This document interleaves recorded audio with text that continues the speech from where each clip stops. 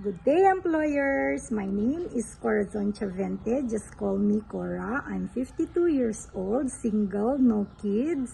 I'm a second born of a big family, a university graduate, and I work as a pantry manager in a Catholic school before I came to work abroad.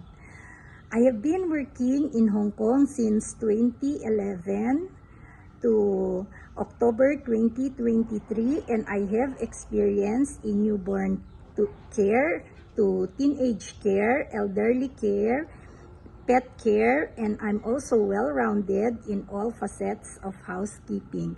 I'm also good at baking, cooking Chinese dishes and soup, Western dishes, and Asian dishes, and I can follow recipe of your choice. I'm also well-rounded in all facets of housekeeping.